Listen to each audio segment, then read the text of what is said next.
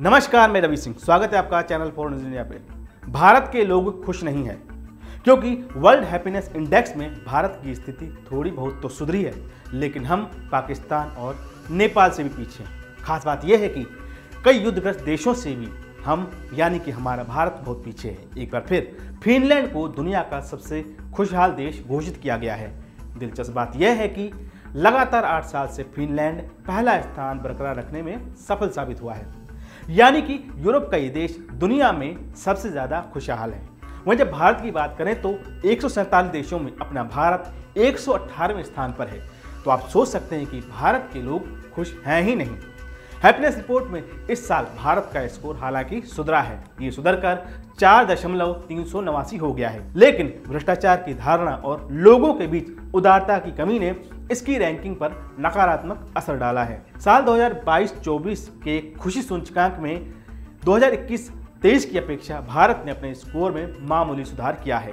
विश्व खुशी रिपोर्ट 2025 में ये बात सामने आई है। ये रिपोर्ट गुरुवार को जारी की गई है। रिपोर्ट के मुताबिक खुशी सूचकांक में भारत का स्कोर 10 में से 4.389 पर आ गया है, जो पहले 4.054 था। रिपोर्ट में जिन 147 देशों का विश्लेषण शामिल किया गया है, उनमें भारत 118वें नंबर पर है।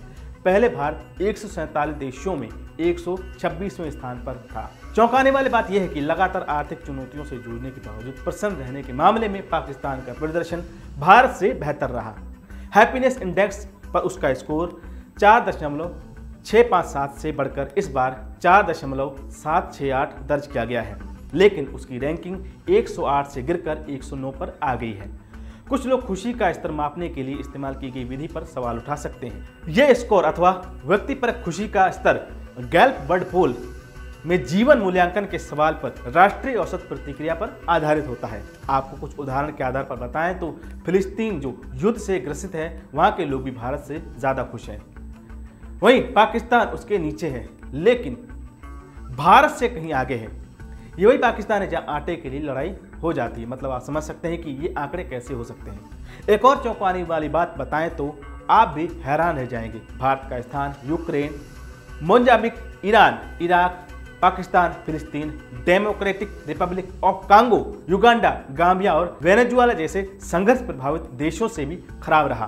तो कुल मिलाकर सार यही है कि वर्ल्ड हैप्पीनेस इंडेक्स पर कुछ सवाल उठाए जा सकते हैं। दूसरों के साथ भोजन साझा करना, सामाजिक सहायता के लिए किसी पर भरोसा करना और परिवार के आकार जैसे कई पैमानों के आधार पर रिपोर्ट तैयार होती है।